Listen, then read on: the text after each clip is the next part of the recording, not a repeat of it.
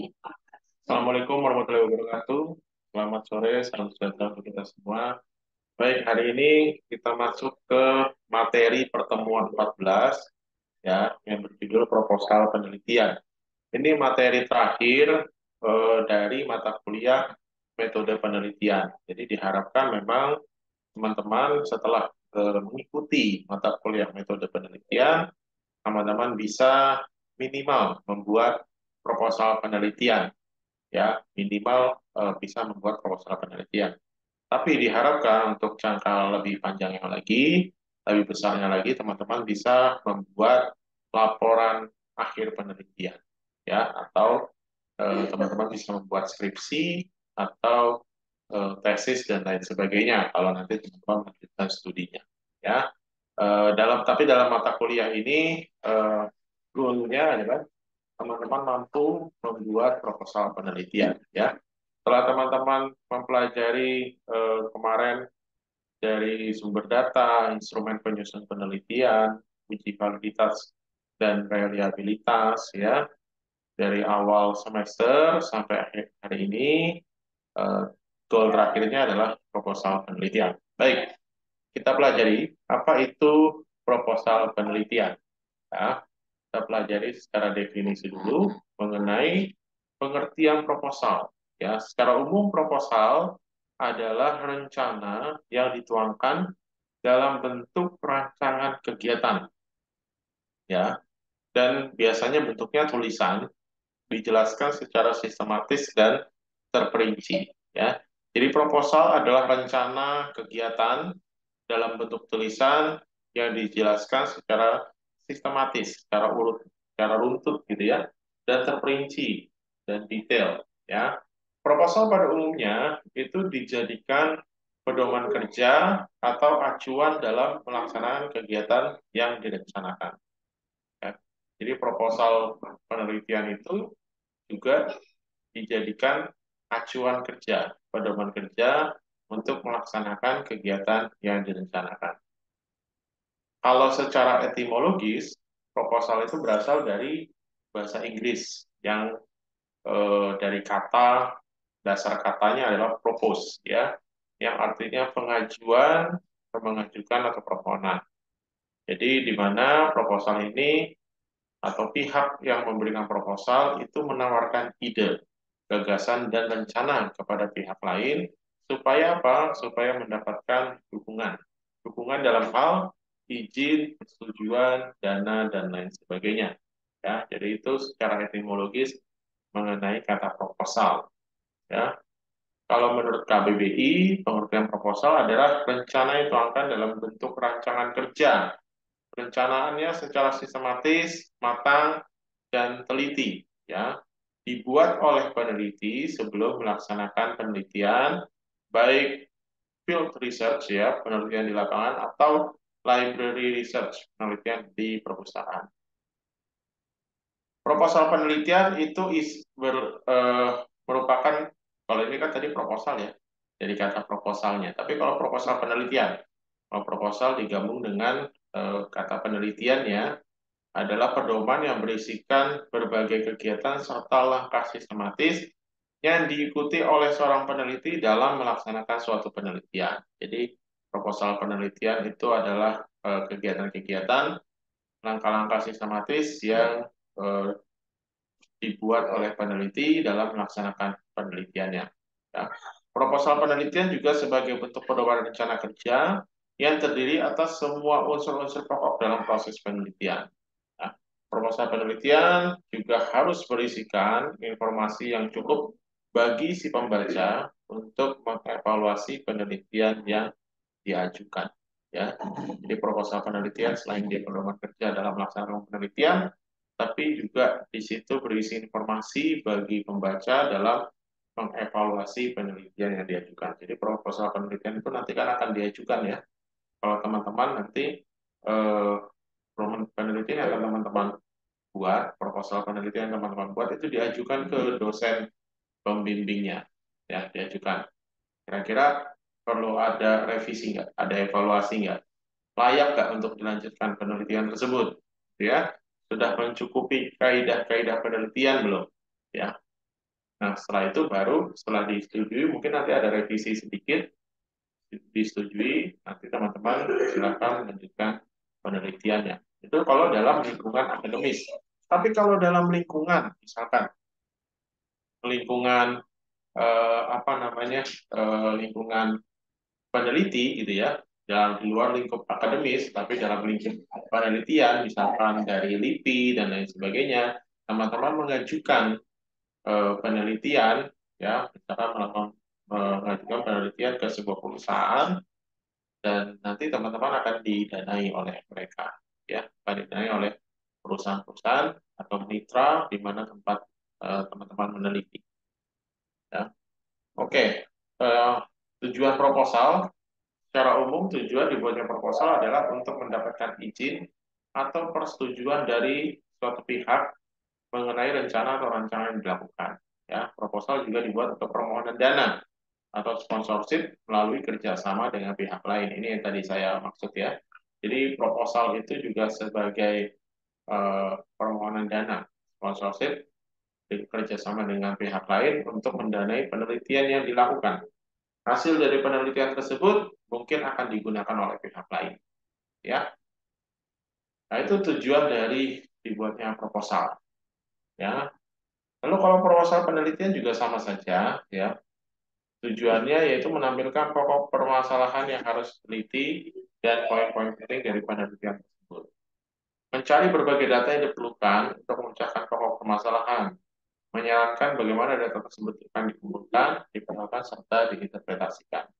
Fungsinya proposal penelitian itu sebagai dasar untuk melakukan penelitian yang berhubungan dengan sosial, budaya, agama, ekonomi, dan bidang lainnya.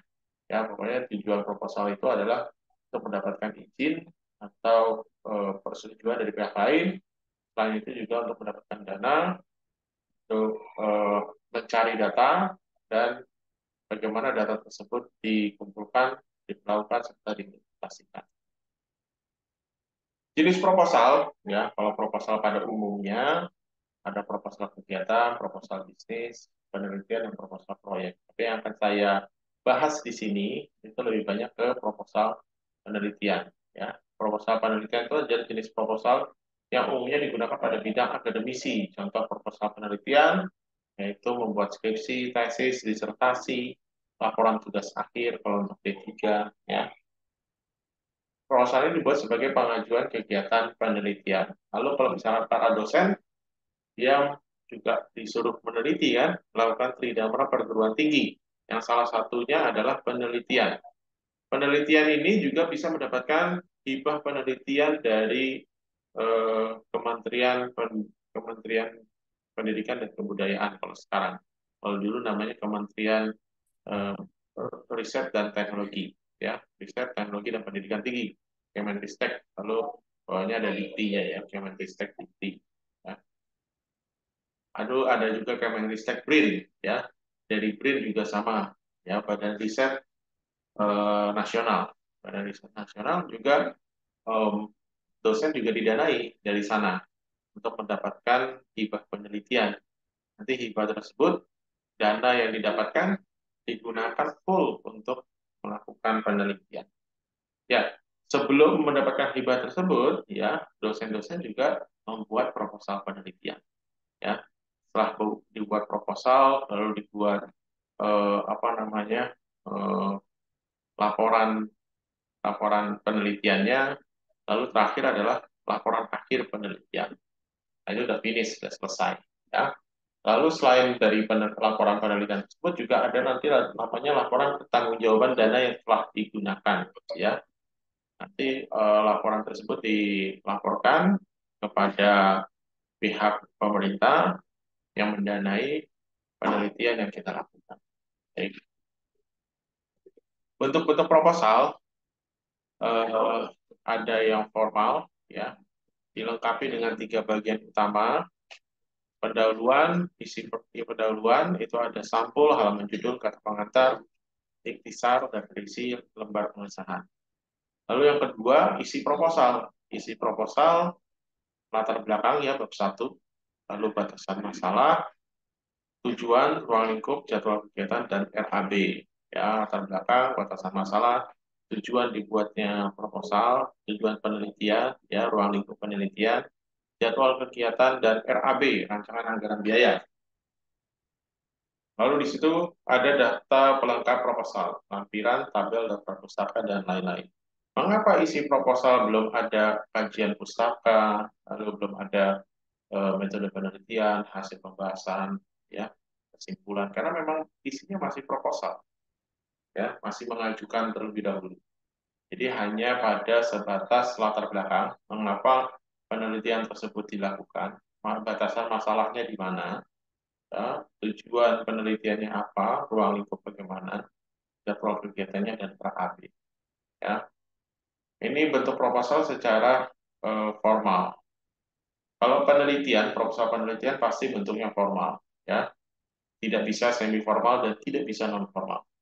Karena semi formal dan non formal itu untuk proposal bisnis dan lain sebagainya, proposal kegiatan lainnya di luar lingkungan akademisi. Tapi kalau akademisi, lingkup akademis itu harus bentuknya formal, ya.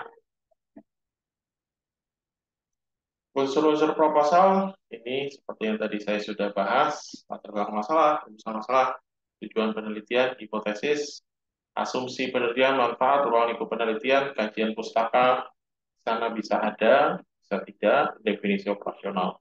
Ya. Ciri-ciri proposal penelitian isinya berfokus pada salah satu isu atau kasus umum yang terdapat dalam suatu ilmu tertentu, ya, disesuaikan dengan program studi dan jenis penelitian yang diambil, ya. Lalu penggunaan data primer sebagai data utama, ya, jadi langsung ke responden. Tapi bisa juga menggunakan data sekunder, dibantu dengan penggunaan data sekunder tergantung jenis penelitian yang akan teman-teman ambil. Rancangan ilmu yang dipilih terhadap ilmu teoritis dalam bidang tertentu. Ditulis dengan menggunakan bahasa Indonesia yang baik dan benar, format penulisannya baku, ya, jadi harus format penulisan formal, ya, baku. Hasil data yang ditampilkan adalah data real, tidak boleh dugaan. Jenis proposal penelitian, ya, kita masuk ke jenis-jenis proposal penelitian. Sekarang ada proposal penelitian pengembangan, kajian pustaka, kualitatif, dan kuantitatif. Oke, kita bahas satu persatu mengenai jenis proposal ini.